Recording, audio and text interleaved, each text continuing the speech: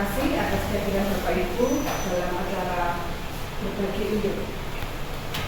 Saya Asinata Budaya Positif sebagai calon guru penggerak angkatan 9 Kabupaten Lumajang. Budaya positif dijalankan dengan yang pertama yaitu disiplin positif dan nilai-nilai universal.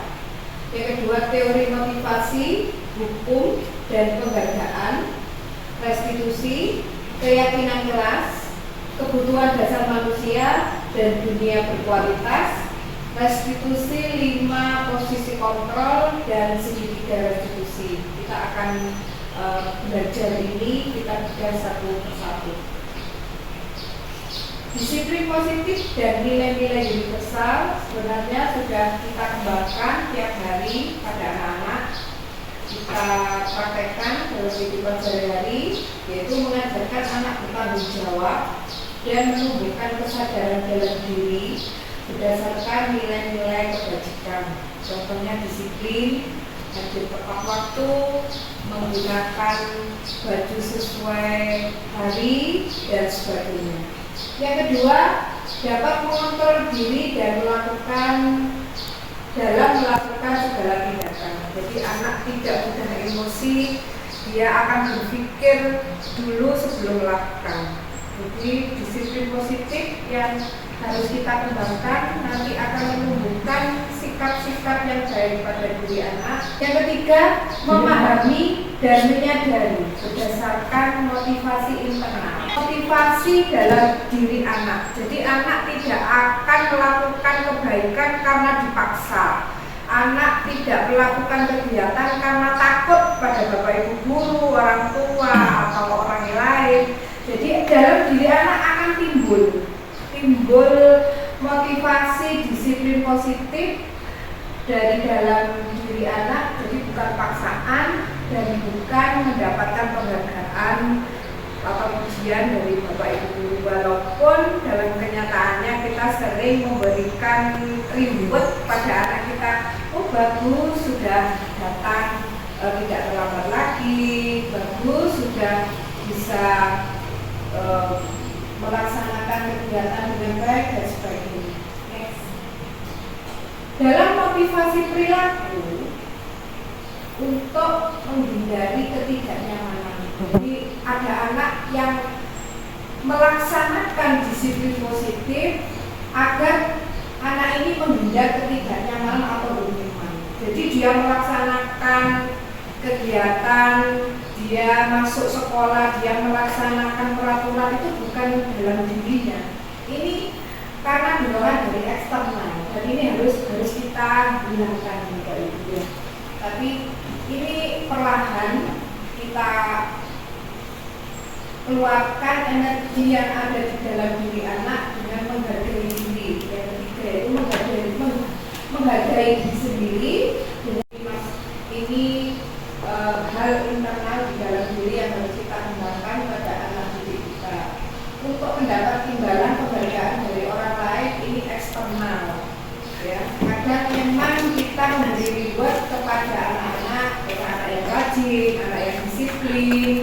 Itu kadang kita beri reward untuk setiap akhir semester. Yang selanjutnya yaitu 5 posisi kontrol. Kita sebagai guru atau orang tua ada beberapa hal yang sering tidak kita sadari. Yang pertama, penghukum. Kita kadang menghukum anak dengan fisik, kadang kita tidak sadar dengan menjewer telinga, kemudian dengan verbal atau mengatakan kata-kata yang tidak pantas. Dan ini sudah tidak zamannya lagi saya kira. Kemudian membuat rasa bersalah. Murid tidak dihargai dan mengecewakan orang yang disayangi. Pada saat anak melakukan kesalahan, kadang kita tidak sadar mengaitkan dengan orang tua. Orang tuamu loh, orang tuamu begini, tapi kamu kok begini. Ini kata-kata yang kita tidak sadar membuat rasa bersalah pada diri anak dan mengecewakan orang yang disayang. Itu yang kadang kita lakukan. Yang ketiga sebagai pemantau. Pemantau berdasarkan peraturan apa konsekuensi. Kadang kita mengatakan sudah menjadi peraturan di sekolah pada setiap hari Senin harus harus memakai atribut lengkap. Konsekuensinya apabila tidak sesuai dengan peraturan kalian akan maju ke depan. Itu contoh dari pemantau. Jadi berdasarkan peraturan konsekuensi anak yang akan melakukan apabila tidak mematuhi peraturan. Yang ketiga sebagai teman. Kadang kita mengontrol murid melalui persuasi, kita rayu, kita ajak bicara dengan anak dengan komunikasi yang baik akan merubah kesalahan anak menjadi lebih baik. Yang ketiga, yang terakhir, yaitu sebagai manajerial. Ini adalah 5 posisi kontrol yang paling baik dan harus kita laksanakan untuk saat ini, yaitu mempersilahkan murid untuk mempertanggungjawabkan perbuatannya. Kita letakkan, kita beritahu permasalahan perbuatan yang mereka lakukan dengan kata-kata yang halus, sekaligus mencari solusi bersama, mencari solusi tentang suatu masalah yang terjadi. Memang ini perlu waktu dan perlu komunikasi dengan anak face to face tentang masalah yang dihadapi. Pada posisi mengajar, manajer, guru di sini akan mengembalikan tanggung jawab pada murid untuk mencari jalan keluar permasalahan. Ya, jadi dengan pertimbangan dengan budaya positif, maka posisi kontrol sebagai seorang manajer akan mengembalikan tanggung jawab murid untuk mencari jalan keluar permasalahan yang dihadapi. Selanjutnya yaitu keyakinan kelas. Di dalam kelas kita membuat kesepakatan dengan anak-anak, dengan guru tentunya dan murid agar membuat suasana kelas menjadi nyaman. Anak menjadi nyaman di kelas dengan peraturan yang dibuat oleh Bapak Ibu guru dan murid-murid yang tentunya di sini guru tidak boleh dominan mengharuskan peraturan yang saklek ya, tapi kita komunikasi dengan anak-anak harus diingat dan dipahami oleh seluruh warga kelas. Kemudian juga harus ada hubungannya dengan keyakinan sekolah juga. Contoh di sini, contoh keyakinan kelas 1. Setiap anggota kelas 1 perlu belajar. Jadi ini dibicarakan dengan anak-anak bahwa tugas kalian sebagai seorang pelajar di sini belajar. Jadi anak-anak ada waktunya sendiri untuk istirahat, bermain, bergurau dengan teman, tapi ada waktu khusus untuk belajar. Anak-anak harus belajar, anak-anak harus membaca, menulis dan sebagainya. Kedua, setiap anggota kelas 1 perlu senang. Jadi setiap anak harus senang, tidak ada yang cemberut, tidak ada yang susah atau sedih, takut atau teman yang lain ya. Kemudian yang ketiga, anggota kelas 1 perlu mengerjakan tugas. Ini kesepakatan, saling menghargai dan perlu merasa aman. Dalam membuat keyakinan kelas dengan berjalannya waktu bisa ditambah atau bisa dirubah Bapak Ibu sesuai dengan kebutuhan. Kemudian di sini ada 5 kebutuhan dasar manusia yang wajib dimiliki oleh manusia agar hidupnya bahagia, yaitu bertahan hidup, merasa diterima, kebebasan, kesenangan, dan penguasaan. Bertahan hidup, kita harus mampu melaksanakan hidup ke depannya bagaimana, mampu mengontrol emosi, kemudian merasa diterima dengan teman sekitar, tidak takut ya, bebas melaksanakan apa yang ada ekspresi di dalam diri, secara wajar ya, tidak kebablasan ekspresinya, kebebasan yang standar, kemudian kesenangan, anak harus ikut senang juga dalam kebutuhan dasar manusia dan penguasaan. Apabila 5 kebutuhan dasar murid terpenuhi, murid akan tumbuh seimbang dan bahagia. Kadang kita tidak sadar ada anak-anak kita yang merebut makanan temannya, kemudian sering usir dengan alat tulis temannya. Sebenarnya dia ini membeli, tapi tidak, orang tuanya tidak mampu, hanya dia mengambil dan meminjam banyak teman dengan paksa. Ini harus kita perhatikan kondisi di kelas kita masing-masing agar kebutuhan dasar seimbang dan bahagia. Kemudian next, ada segitiga restitusi. Segitiga restitusi ini merupakan gambaran untuk penyelesaian masalah dari awal-awal tadi, yaitu yang pertama menstabilkan identitas, validasi tindakan yang salah, menanyakan keyakinan. Kita kupas satu persatu. Menstabilkan identitas, anak diajak untuk reflektif dengan mengajak komunikasi. Setiap orang pernah berbuat salah, tapi jangan diulangi, misalkan dengan kata-kata seperti itu.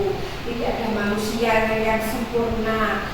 Semua orang sukses itu dulu juga pernah gagal seperti itu. Saya juga pernah melakukan kesalahan seperti itu, bukan kamu saja. Jadi kita angkat emosi anak-anak, meskipun salah itu nanti ada dalam perasaan diri untuk memperbaiki menjadi manusia yang lebih baik. Yang kedua yaitu validasi tindakan yang salah. Jadi apa yang dilakukan anak-anak tanpa menghakimi akan memvalidasi kebutuhan mereka. Padahal kamu bisa melakukannya lebih buruk dari ini ya, tapi kamu tidak melakukan, ya kata-kata seperti itu. Kamu pasti punya alasan mengapa melakukan hal itu. Kamu patut bangga pada dirimu karena kamu telah melindungi sesuatu yang penting buatmu. Yang ketiga, menanyakan keyakinan, menghubungkan keyakinan dengan keyakinan kelas atau keluarga, apa yang kita percaya sebagai kelas, nilai-nilai umum yang kita sepakati bagaimana. Kamu kok melakukan seperti ini, kan juga ada kesepakatan. Jadi kita beritahu pada anak-anak bahwa apa yang kalian lakukan itu salah, kemudian sebaiknya kamu bagaimana, kenapa kok ini terjadi, terus kedepannya bagaimana. Jadi kita harus pandai-pandai menggunakan kata-kata yang sesuai agar anak-anak termotivasi untuk memperbaiki hidupnya. Kesimpulannya yaitu bagian dasar dari segitiga restitusi bertujuan untuk mengubah identitas anak dari orang yang gagal karena melakukan kesalahan menjadi orang yang sukses. Ini sangat perlu kekompakan kita semua agar anak-anak kita yang telah melakukan kesalahan kita kompak untuk membenarkan, menuntut anak-anak kita menjadi anak-anak yang baik-baik dari guru kelas rendah, kelas tinggi, dan kepala sekolah untuk mensukseskan ini agar anak-anak kita menjadi anak yang bisa sukses dari kesalahan yang mereka perbuat. Terima kasih. Mungkin ada pertanyaan dari Bapak Ibu tentang apa yang kami sampaikan. Ya, terima kasih atas waktunya. Assalamualaikum warahmatullahi wabarakatuh. Waalaikumsalam warahmatullahi wabarakatuh. Yang ingin saya tanyakan di sini, apa manfaat segitiga restitusi bagi sekolah? Ya, itu aja. Terima kasih. Wassalamualaikum warahmatullahi wabarakatuh. Terima kasih. Segitiga restitusi dampak dari sekolah, yaitu anak akan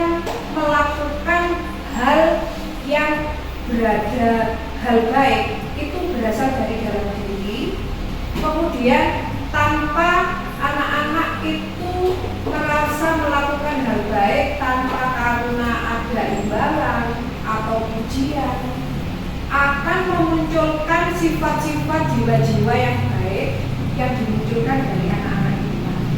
Nah, ini nanti akan terlihat pada masyarakat sekitar bagaimana kondisi anak kita, anak-anak kita santun, anak-anak kita jarang berkelahi, anak-anak kita menjadi anak-anak yang rajin, disiplin, dan itu akan memunculkan nilai positif bagi sekolah karena anak-anak dengan tindakannya yang baik dan mau memperbaiki kesalahan. Terima kasih Bu Sulis. Bu Irma yang lain. Ya, Bu Irma. Ya, terima kasih atas waktunya. Saya mau tanya pada 5 posisi kontrol untuk posisi manajerial, hal apa yang harus dilakukan oleh guru? Ya. Kita kembali lagi ke posisi manajerial. Posisi manajerial yaitu mempersilahkan murid untuk bertanggung jawab apabila ada suatu masalah. Jadi kita komunikasi dengan anak. Anak kita ajak bicara pada saat melakukan sesuatu. Anak-anak kita ajak bicara. Apa yang kamu lakukan? Kenapa kamu melakukan ini? Jadi kita ajak bicara masalahnya apa. Kemudian kita ajak diskusi. Kalau begini masalahnya bagaimana? Kalau begini masalahnya bagaimana? Nanti akan muncul, kita kuatkan kata-kata yang muncul dari anak sekaligus mencari solusi. Karena hal-hal yang muncul dari anak itu sesuai dengan kapasitas dan kemampuan anak. Kalau kita mengatur anak, kadang kita tidak tahu kapasitas anak itu bagaimana. Jadi manajerial itu mempersilahkan murid sekali lagi untuk mempertanggungjawabkan apa yang dia perbuat. Kemudian sekaligus mencari solusi dan anak mengerti kesalahan apa yang telah dilakukan. Terima kasih Bu Irma. Terima kasih Bapak Ibu atas waktunya. Semoga apa yang kita lakukan hari ini bermanfaat untuk kita, menambah pengetahuan kita karena banyak hal-hal baru yang kita pelajari dan kita praktekkan bersama-sama di sekolah kita agar mendapatkan kebaikan untuk sekolah kita. Terima kasih. Saya Eli. Wassalamualaikum warahmatullahi wabarakatuh. Waalaikumsalam. I bring it back, make it clap. I got 3 old thoughts, new guap.